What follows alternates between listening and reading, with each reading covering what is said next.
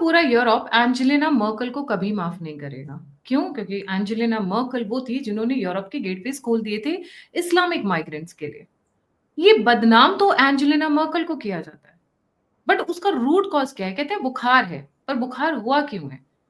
किस रीज़न से हुआ है? सिमिलरली एंजेलिना मर्केल को तो लोगों ने देखा था, पर सिर्फ़ और सिर्फ़ अल्टरनेट मीडिया ने ये पॉइंट उठाया था कि it was not Angelina Merkel, Germany की जो लीडर थी, वो कारण नहीं थी।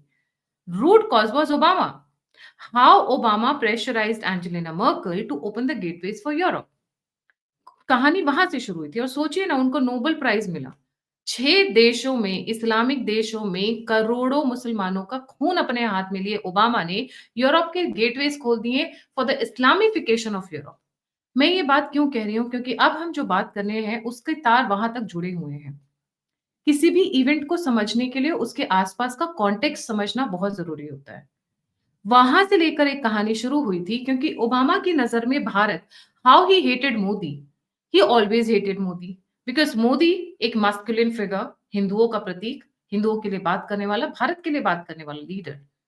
वहां से ये बात शुरू हुई थी और धीरे धीरे किस तरीके से ओबामा एडमिनिस्ट्रेशन ने भारत के इर्द गिर्द अपना चक्रव्यूह रचना शुरू किया था। बाइडेन को मैं प्रेसिडेंट कभी मानती नहीं थी, उनको ओबामा टू इसीलिए कहा जाता है। ये जो इवेंट हम डिस्कस करने जा रहे हैं इसके तार वहां से जुड़े हुए हैं। Manish, a very warm welcome on the show. The platform is yours. Manish has a very big Twitter handle called Deep Down Analysis. इनके tweets बहुत वायरल होते हैं। Please follow him on Twitter. Ji Manish. Thank you Gayatri ji, और आपके सभी दर्शकों को भी मेरा प्रणाम।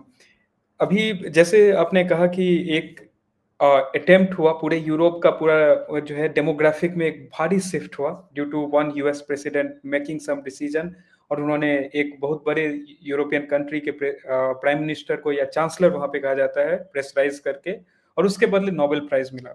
लेकिन जब आप इस पूरे घटनाक्रम को देखते हैं तो यूरोप एक साइड है, लेकिन उससे बहुत बड़ा कहीं पे एक देश जो अपने आइडेंटिटी को लेकर के पिछले हजारों साल से बचता हुआ आया है, सेफगार्ड करके रखा है, वो है भारत। और भारत में अमेरिका का दोस्त एक साइड से पहले उसने गेटवे बनाया।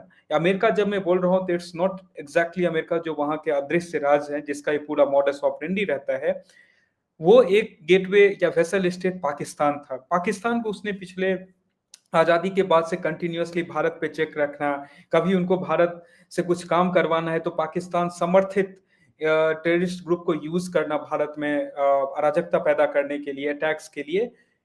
और दूसरे साइड पे वहां पे एक और उनके पास, क्योंकि पाकिस्तान पहले दो हिस्सों में था, पाकिस्तान और Bangladesh. Bangladesh generally pro India रहा क्योंकि इंडिया के ही एफर्ट से बांग्लादेश पाकिस्तान से आजाद हो सका। लेकिन अभी पिछले जो 1-1.5 साल में जो वहां पे घटनाएं हुई है, जो लोग उस घटना में शामिल है, एक बहुत बड़ा रेड फ्लैग में बोलूं या बहुत बड़ा आंख खोलने वाला चीज सामने आ रहा है कि बांग्लादेश बार बार वहां पे जो मोहम्मद यूनुस है जो गवर्नमेंट को वहां लीड कर रहे हैं अभी, वो अलग अलग जगह पे नॉर्थ ईस्ट रीजन को बांग्लादेश का हिस्सा, चाहे वो ग्रेटर बांग्लादेश के नाम से दिखा रहे हो, चाहे वो ये बोलते हो कि इस एरिया में जो समंदर का जो राजा है वो बांग्लादेश है, क्योंकि भारत का जो नॉर्थ ईस्ट से कनेक्शन है वो एक थिन रोड के थ्रू कनेक्ट होता है, इसको हम चिकन नेक बार बार रेफर करते हैं। इस एरिया का जो राजा है वो बांग्लादेश से ऐसा रेफर करते हैं। इस एरिया में अगर भारत, वहां से ऐसे भी लोग हैं जो उनके क्लोज जनरल्स रहे हैं, उन्होंने ऐसा भी रेफरेंस दिया है कि अगर चीन और भारत बांग्लादेश मिल जाए तो हम पूरा नॉर्थ ईस्ट को हम मिल के कब्जा कर लेंगे। और ये तब के स्टेटमेंट्स हैं जब ऑपरेशन सिंदूर इधर हुआ था। तो ये जो नई गवर्नमेंट फॉर्म हुई, इस गवर्नमेंट के फॉर्म होने के पीछे एक इंसान का नाम आता है जिसको कि खुद मोहम्मद यूनुस ने क्रेडिट दिया कि इस इंसान ने ही पूरा इस स्टूडेंट मूवमेंट को क्रिएट किया, लीड किया। उस इंसान का नाम है महफूज आलम।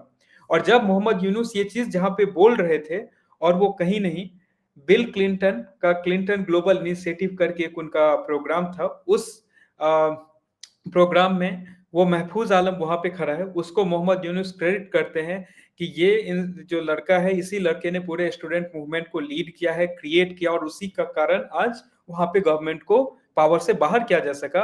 और इसमें आप एक चीज देखिए कि सबसे राइट साइड में इस पिक्चर में कौन खड़े हैं, और कोई नहीं, अमेरिका के 2 बार के पूर्व राष्ट्रपति बिल क्लिंटन। तो ये जो पूरा सेटअप है कि बार बार आज तक बांग्लादेश जो था वो पूरा काइंड ऑफ प्रो इंडियन, चाहे वहां पे मुजीबुर रहमान के पार्टी की गवर्नमेंट रही या फिर जो खालिद जिया के पार्टी गवर्नमेंट रहा, कभी भी वो ऐसा एंटी इंडिया कोई भी इंस्टेंस नहीं क्रिएट हुआ था। उसके बाद अचानक से साल भर के अंदर पूरा इतना लोएस्ट फॉर्म ऑफ सिचुएशन में बांग्लादेश का जाना, और अचानक से बार बार नॉर्थ ईस्ट के रीजन्स पे क्लेम करना, कभी उस चिकन नेक को तोड़ देने की बात क्लेम करना, और सबसे जो रिसेंट घटना हुई है जो कि 2 दिन पहले की घटना है कि पाकिस्तान के ज्वाइंट स्टाफ कमेटी के जो चेयरमैन है, वहां के काफी बड़े जनरल हैं, उनको गिफ्ट किया जाता है बांग्लादेश के गवर्नमेंट के हेड की तरफ से एक मैप, जिसमें त्रिपुरा, असम और इस सारे रीजन को बांग्लादेश में क्लेम किया जाता है, जो कि वहां के जो जिहादी ग्रुप या उस टाइप के जो भी ग्रुप्स वहां पे हैं, उनका एक बड़ा विजन है ग्रेटर बांग्लादेश का। अब देखिए गायत्री जी, कहने के लिए ठीक है, किसी ने वो पोस्ट कर दिया या उन्होंने दे दिया सिंबॉलिक, लेकिन ये अगर एक बार ये घटना हो या मे भी 2 बार हो, तो उस चीज को आप ले सकते हैं कि ठीक है, गलती से आ गया, मे भी सरकार उस चीज के बारे में अवेयर नहीं, या सरकार ने नहीं, कोई वहां का जो फ्रिंज एलिमेंट है, फ्रिंज ग्रुप्स है, उसने उसको पोस्ट किया हो।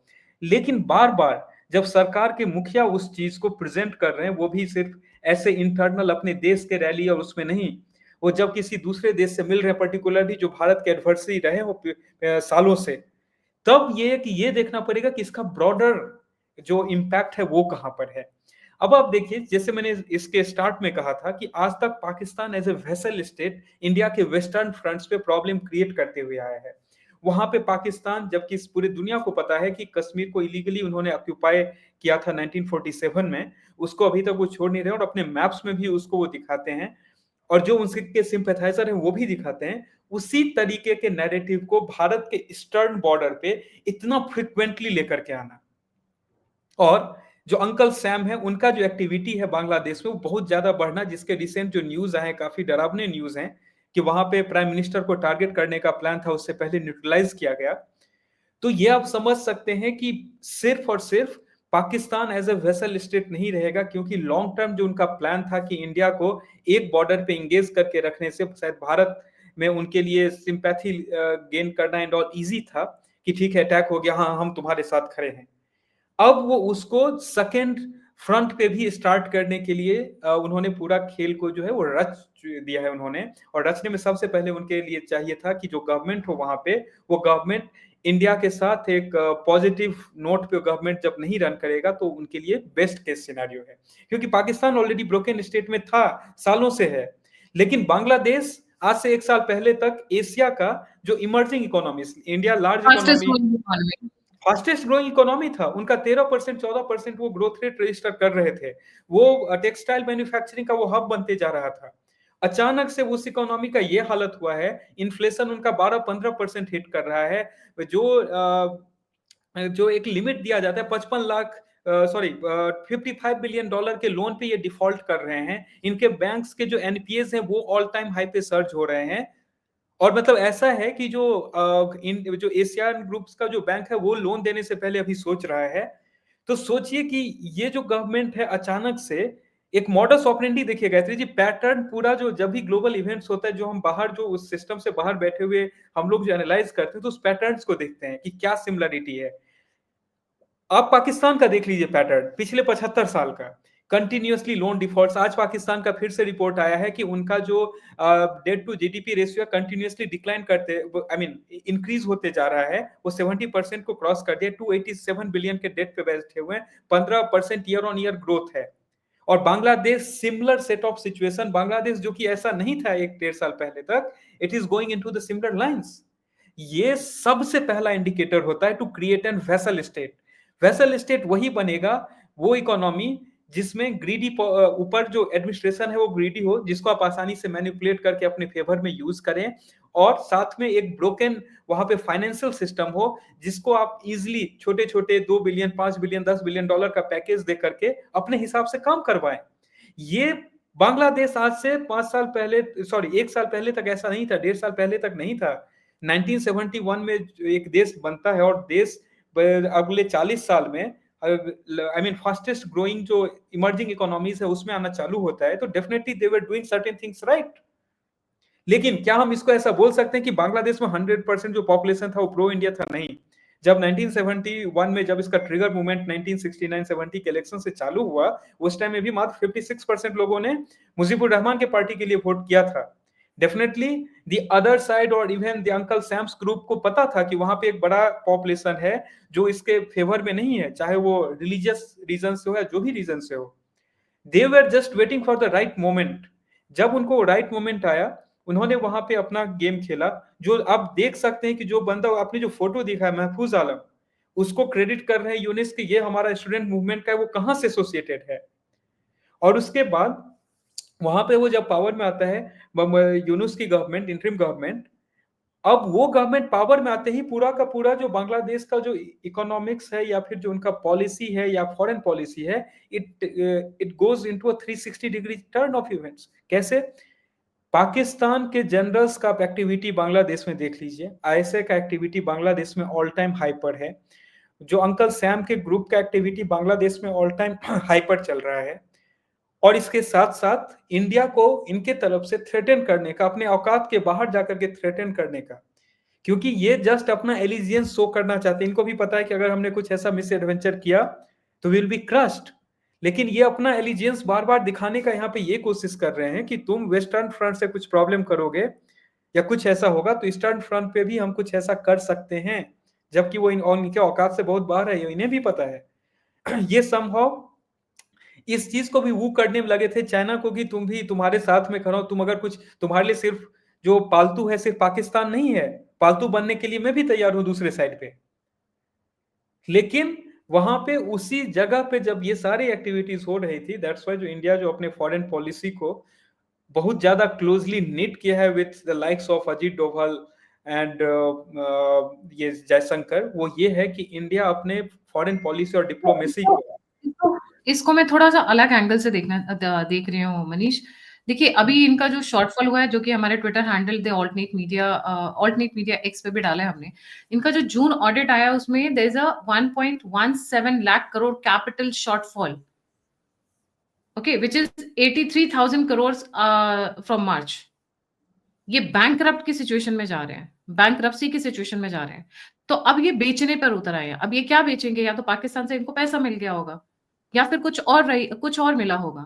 तो इन्होंने कहा कि बेस्ट इज कि एक मैप निकालते हैं और उस मैप से हम भारत को डराने की, मोदी को ललकारने की कोशिश करते हैं या फिर उनके जले पर नमक डालने की कोशिश करते हैं। I see both the events connected, because पैसा आता है, जैसा कि भिखारिस्तान है हमारे वेस्ट में, उनको एक मौका चाहिए होता है पैसा मांगने के लिए, नहीं होता तो फिर कुछ ना कुछ करते हैं। कभी वो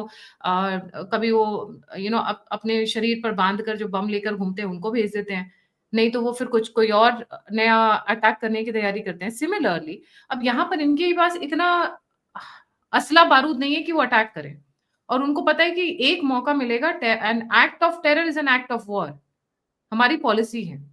तो ऐसा पीटे जाएंगे कि चिकन नेक का तो एलिफेंट नेक हो ही जाएगा, उसके अलावा बहुत सारी चीजें होंगी। सो आई फील कि ये जो बैंक्रप्सी वाला है, उस सिचुएशन से निकलने के लिए maybe I am joining the dots on a wider note. तब इन्होंने कहा कि चलो अब हम मैप भी निकाल देते हैं। बट ये सिर्फ यहीं तक लिमिटेड नहीं है। मैं इसके तार, आपने बिल क्लिंटन का नाम लिया, बिल क्लिंटन से ज्यादा controlling and authoritative and powerful is Hillary Clinton, and Hillary Clinton and Obama are like very very close friends.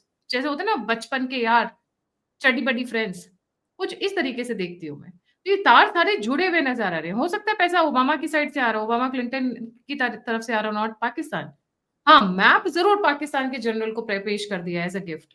जी बिल्कुल गायत्री जी, देखिए इसमें पाकिस्तान वो उसका ऐसा हालत है कि नंगा नहाएगा क्या निचोड़ेगा क्या। पाकिस्तान खुद दूसरे के लिए से पास से पैसा लाता है, वो कहाँ से इनको पैसा देगा? पैसा ये जो है, ये अदृश्य राज को ये अपना एलिजेंस दिखाने का कोशिश कर रहे हैं कि we are also ready to create disturbance on the eastern front. मेरे ऊपर भी ध्यान दीजिए, सिर्फ पाकिस्तान आपका जो है वो पालतू नहीं है, मैं भी हूँ उस चीज के लिए। तो they are kind of gaining the attention वाली बात है कि अभी तक बांग्लादेश के लिए आप देखिए, अगर उनका जो एजेंडा था, जो अदृश्य राज का एजेंडा था कि उन्हें कोई आइलैंड चाहिए था बांग्लादेश का एंड ऑल, इंडियन ओशन और बे ऑफ बंगाल में अपनी प्रेजेंस बनाने के लिए, तो वो उस चीज में वो फेल होते हैं जब तक वहां पे शेख हसीना की सरकार थी।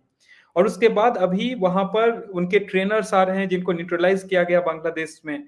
तो ये सारे लोग जब आ रहे हैं तो ये और स्ट्रॉन्ग सिग्नल्स प्रोवाइड करना चाहते हैं कि तुम वहाँ पे मैं भी हूँ तैयार, मैं आपके लिए तैयार हूँ, मैं देखिए आगे इस साइड पे ईस्टर्न फ्रंट पे डिस्टर्बेंसेस मैं भी क्रिएट कर सकता हूँ। मैं भी इंडिया को चैलेंज करने का हिम्मत रखता हूँ। ऐसा नहीं है कि तो अब उसके लिए क्या वो डायरेक्ट इस चीज़ को अंकल सैम को दिखाएँगे? नहीं। तो उनके लिए बीच में कौन है अभी वैसल स्टेट जो ऑलरेडी बैठा हुआ है, वो है पाकिस्तान। और डेफिनिटली जो इनके जो बॉस हैं जिसके जनरल को इन्होंने दिया है मुल्ला सॉरी असीम मुनीर, तो वो मुल्ला मुनीर मैं कहने जा रहा था, असीम मुनीर मैं बोल रहा हूँ रिस्पेक्टफुली। तो असीम मुनीर को के जो थोड़ी ज़्यादा ये इज़्ज़त होगी, सबॉर्डिनेट हैं। व्यूअर्स को हज़म नहीं होगी। इतनी ज़्यादा इज़्ज़त आप आसिम मुनीर को दे रहे हो, व्यूअर्स को हज़म नहीं होगी। जी। नहीं, नहीं, इसलिए मैं मुल्ला मुनीर सॉरी असीम मुनीर पता नहीं जो प्लेटफ़ॉर्म वाले इसको गलत ना ले लें। तो असीम मुनीर के जो सबॉर्डिनेट है, उस सबॉर्डिनेट को इन्होंने प्रेज़ेंट किया कि आप ऊपर तक की इन्फॉर्मेशन पास कीजिए। ठीक है? तो ये दिस इज़ अ वे क्योंकि आप कभी भी इसमें एक क्योंकि सामने से कोई फिगर आएगा नहीं और आपको सिंबॉलिकली एक बड़ा जेस्चर बनाना भी है। दैट्स व्हाई ये हुआ है और इसमें गायत्री जी आप देखिए अगर पाकिस्तान का आप सिचुएशन को देखेंगे, तो असीम मुनीर का जो सडन शिफ्ट ऑफ एलिजेंस है, क्योंकि पाकिस्तान इतने दिन तक पिछले 15-20 साल में चाइना के साथ करते रहा, लेकिन अचानक से जो सडन शिफ्ट ऑफ एलिजेंस है, वो पाकिस्तान के भी फाइनेंशियल सिचुएशन को वैसे ही एक्सप्लेन कर रहा है और सिमिलर सॉर्ट ऑफ सिचुएशन में बांग्लादेश जो कि अभी तक नहीं चाह रहा था, वो भी खुद उससे ज़्यादा अब क्वेश्चन ये भी है कि अचानक से इनके पूरे फाइनेंशियल सिस्टम में हुआ क्या कि अचानक से सारे बैंक डिफ़ॉल्ट करने लगे एंड ऑल। क्योंकि उसका रीज़न है गायत्री जी कि बहुत सारे जो इनके जो ट्रेड रूट्स थे, जो कि ये भारत के थ्रू नेपाल और दूसरे-दूसरे जगह पे थे, उसको बंद किया गया। इनके अपने कारनामे की वजह से बहुत सारी जो कंपनीज़ वहाँ पे ऑपरेट कर रही थी या प्रोडक्शन कर रही थी, वहाँ से उन्होंने रिड्यूस करके वियतनाम और दूसरे अल्टरनेटिव पे शिफ्ट करना चालू कर दिया। तो जो लोग लोन लिए हुए थे, उनसे ही जो बाहर के जो देश इनको मैन्युफैक्चरिंग और इसके लिए दे रहा था, वो बाहर मूव हो रहे हैं। तो नो दे आर और मोहम्मद यूनुस का जहां तक कार्यकाल का बात है गायत्री जी वो भी अभी शॉर्ट लिव्ड है it won't be more than 3 to 6 months तो मोहम्मद यूनिस भी अपना रिटायरमेंट प्लान जैसे पाकिस्तान के जो लीडर्स हैं चाहे वहां पे शरीफ हो या मुनीर हो ये अपने रिटायरमेंट प्लान को देख रहे हैं कि ठीक है मुझे कहीं बाहर सेटल कर दो बड़े यूरोपियन कंट्रीज में बड़े बंगला और गाड़ी के साथ वही चीज मोहम्मद यूनुस भी सेम वे में ही इज लुकिंग एट इट एक और ब्रेकिंग न्यूज़ आ रही है Manish, Dhaka has become the hub for assassins. And these are all basically directed towards India. हमने देखा है किस तरीके से, अभी आपने भी कहा आईएसआई के बहुत सारे लोग पाए जा रहे हैं, सीआईए के लोग ऑलरेडी मारे गए हैं वहां पे होटल्स के अंदर।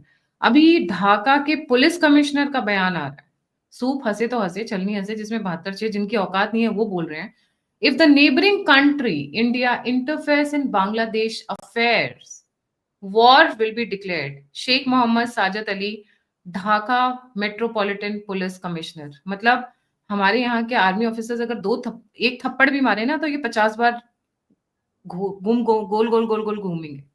और ये हमें धमकी दे रहे हैं, इंटरफेयर, तुम्हारी इतनी औकात नहीं है कि हम तुम्हारे इंटरफेयर करें। हमारे टुकड़ों पे पल रहे थे ये लोग। I am being very brutal with my words and I mean it to the core. Electricity हम दें, अपना टेक्सटाइल हमने रोका कि जिससे तुम ग्रोथ करो, अपनी फिशरी को हमने थोड़ा सा पुश डाउन किया, मतलब कम रखा कि आपकी फिशरी अच्छी से, कि आप फलो फूलो और अच्छे से रहो, so that you don't create a problem for us. आप खुश रहो तो हम खुश रहें। मतलब we don't want an eyesore in our backyards, in short. And हमें धमकी दे रहे हो। मतलब ढाका म्युनिसिपल कॉर्पोरेशन का ये जो बंदा है, अभी मैं जस्ट अभी शेयर कर रही हूँ, it is just broken out right now. If the neighboring country India interferes in Bangladesh's affair, war will be declared। ये लड़ाई करेंगे। आपके पास हथियार है नहीं, गोला बारूद है नहीं, ट्रेन बांग्लादेश हमने बनवाया, आप हमसे लड़ाई करने आ रहे हो? औकात है? सीधे सीधे बोल रहे हो, औकात है? एक्सेप्ट फॉर ये लोन वुल्फ वाले जहां पे आप मासूमों की जाके जान ले लो। अपने देश के उन लोगों को तो ये इज्जत नहीं दे रहे हैं मनीष, वो students who were a part of the, ये जो अभी रिसेंटली सरकार गिरी है, उन स्टूडेंट्स को जो थोड़े से भी लिटिल लेस रैडिकल थे, उन सबको निकाल कर बाहर फेंक दिया है जमात वालों ने। सबको बाहर का रास्ता दिखा दिया है। यूनिस की जो अभी इंटरिम सरकार है वो दो फाड़ हो चुकी है। The dominance is coming from the radical Islamic Republic army बनाने की बातचीत चल रही है, जिसमें ये लोग असैसिन्स हायर करेंगे भारत के लिए। अरे वाह, क्या बात है! एहसान फरामोशी की पराकाष्ठा इसे कहते हैं। जी। इसमें देखिए गायत्री, जैसे मैंने अभी जस्ट कहा कि चाहे पाकिस्तान का वो टेम्पलेट जो देखिए, वहां पे अचानक से असीम मुनीर अपना टोन चेंज करता है और वो सीधा एलिजियंस दिखाना चालू करता है कि मैं आपके साथ हूँ, ये दिखाना वो चालू करता है। वो अचानक से चाइना से हट के अंकल सैम के पूरे सेटअप को एंड नए एडमिनिस्ट्रेशन को, यहाँ पे सेम चीज जैसे मैंने कहा कि वहां पे असीम मुनीर को भी रिटायरमेंट प्लान चाहिए, वहां पे शहबाज शरीफ को भी रिटायरमेंट प्लान चाहिए, तो दे आर डूइंग दैट। यहाँ पे भी कोई भी उसमें पीछे नहीं रहना चाहता है। जहां तक अपने स्टूडेंट मूवमेंट, अभी रियलिटी ये है कि जो एक्चुअल स्टूडेंट वहां पे सड़क पे उतरे थे और पिछले एडमिनिस्ट्रेशन की लाठियां खाई थी, वो एक्चुअली अभी इस गवर्नमेंट के इसमें कोई स्टूडेंट बचा ही नहीं है। यहाँ पे जो रेडिकल ग्रुप साइड में बैठे हुए थे, they have taken over the administration. दूसरा चीज, यहाँ पर यूनिस के हाथ में कितना कंट्रोल है, मैं उसका भी आपको रियलिटी चेक दे रहा हूँ। आपने जो न्यूज दिया उसी से मैं बता रहा हूँ। यूनुस अपने जस्ट की यूनुस को ये नहीं लगे कि he is being left out और he is being thrown out. वो जो मैप शेयर वाला कांड उसने किया है, उसका कारण ही ये है कि ही वांट्स टू शो कि नहीं नहीं नहीं, मैं भी हूं, तुम जो फ्रिंज आई मीन जो रेडिकल ग्रुप है, मैं उसी के साथ हूं। तो वो दिखा रहा है, ये जो जिस कमिश्नर की आपने अभी बात की, ये भी दिखा रहा है कि मैं भी उस पूरे सेटअप के ही साथ हूं, तो मुझे भी बाहर मत निकालो। So everyone is now trying to make sure कि वो अपना एलिजियंस जो है वो शो करे, जितना स्ट्रांगली कर सकता है, उतने ज्यादा चांस है कि वो पावर में बना हुआ रहेगा। नहीं तो वो लोग भी उस स्टूडेंट्स की तरह उस पूरे एडमिनिस्ट्रेशन से बाहर फेंके जाएंगे। जो स्टूडेंट ऑनेस्टली उस टाइम में प्रोटेस्ट किए थे, चाहे वो रेडिकल माइंड से हो, जो भी हो, एंड वो चाह रहे थे कि वहां पे कुछ और चेंज हो, तो उससे उसको बाहर फेंक दिया गया। जो फ्रिंज रेडिकल ग्रुप्स थे, Jamaat and all, they are now running the government. Be it Yunus, be it that person जिसका आपने अभी फोटो दिखाया, जो भी ऐसे लोग इस तरीके के धमकी और ये दे रहे हैं, वो बस ये दिखाना चाहते हैं कि मुझे पावर से मत बाहर फेंको। क्योंकि ये डर सबका है कि अगर शेख हसीना जो सरकार में prime minister and powerful prime minister, अगर उसको बाहर फेंका जा सकता है, इन लोगों को फेंकने में 2 मिनट भी नहीं लगेंगे। तो they are just taking these symbolic steps to make sure कि वो अपना एलिजियंस दिखाएं। नहीं एग्जैक्टली दिखाएंगे तो ये भी बाहर निकलेंगे। एग्जैक्टली इसके साथ साथ the controversial Islamic preacher Zakir Naik, he will be doing a program in Dhaka from November 28 to December 20th। मतलब रेडिकलाइजेशन की जो थोड़ी बहुत कसर रह गई होगी, ये भाई साहब वहां जाकर, नॉट भाई साहब, ये मुल्ला साहब जाकर वहां पूरी कर देंगे। He is wanted in India by the NIA and ED both for money laundering, hate speech, and terror linked activities. So November 28 to December 20th, he'll be creating more आतंकवादीज, बिकॉज वहां पे साइंटिस्ट और doctors बनाने नहीं जा रहे हैं for that matter. बिल्कुल, आपको रेडिकल एक्टिविटीज वहां पे बढ़ेंगे, क्योंकि देखिए अभी तक जो हिस्ट्री जो पूरे दुनिया भर में लोगों ने देखा है, बहुत सिंपल है, इसमें कोई एनालिसिस कुछ नहीं। जहां जहां जितना ज्यादा रेडिकल सिचुएशंस रेडिकलाइज किया जाएगा, उसको बनाया जाएगा, वहां वहां अंकल सैम के एक्टिविटीज और ज्यादा आएंगे। और उस वो सिचुएशन को ही दिखाने के लिए, उसी को क्रिएट करने के लिए, उसी को और रैंप अप करने के लिए, ये जो आपको मैप से लेकर के ये लड़ाई डिक्लेयर, वॉर डिक्लेयर कर देंगे। और एक पुलिस कमिश्नर को क्या मतलब है कि बॉर्डर पे वॉर डिक्लेयर करेगा, ये तो उसके आर्मी का बयान देना चाहिए। इवन आप एक और चीज देखेंगे गायत्री जी, बहुत इंटरेस्टिंग है टू ऑब्जर्व। आपने रिसेंट में बांग्लादेश के आर्मी चीफ या किसी का ऐसा स्टेटमेंट सुना है क्या? मोस्टली आपको नहीं दिखा होगा, because they are also at cross roads. क्योंकि उनका उनका प्रॉब्लम यह है कि they do not know what orders to follow, from home to follow. So एक चीज जो और वहां पे ये हो रहा है, जो लाइनअप हो रहा है, वो ये है कि even they are looking from both the sides कि कौन ज्यादा जल्दी उनके एजेंडा को पुश करेगा। जब मैं एजेंडा बोल रहा हूँ तो उनके super boss, not Yunus, Yunus के जो सुपर बॉस हैं, वहां के एजेंडा को कौन पुश करेगा। वहां से आर्मी, जो एक्चुअल आर्मी है, वहां से पुश बैक्स मिल रहे हैं। तो that's why they are no more dependent on की यूनुस एंड ग्रुप पे। बट एक हो सकता है कि अगर यूनुस ने जो ये जेस्चर दिखाया है, अभी डबल कोटेड है जेस्चर, अगर Yunus is not I mean उसको क्या बोलते हैं, powerful enough to execute it, जो ऊपर से चाहिए, तो हो सकता है यूनुस भी, इसलिए मैं बोल रहा हूँ कि यूनुस अपने आप को जस्ट सेफ गार्ड करने के लिए वो चीज उसने किया है। And he is being pushed by the Jamaat group कि तुम ये करो, नहीं तो तुम भी बाहर फेंके जाओगे। एंड ये नहीं तो हो सकता है आर्मी का कुछ। तो अभी आर तीन इसमें फैक्टर्स इन्वॉल्व थे। वहाँ के आर्म्ड फोर्सेस, वहाँ के स्टूडेंट्स एंड वहाँ के जमात, तीनों, all the three are crossroads with each other, and Jamaat has as of now वो कंट्रोल में है। बीच में न्यूज़ ये भी सुनने को आ रही थी मनीष जी कि खतरा तो यूनुस की जान को भी है कि किसी भी वक़्त जमात वाले भी इनको टाँग सकते हैं। बिल्कुल, बिल्कुल, उसी से बचने का ये सब हथकंडा है।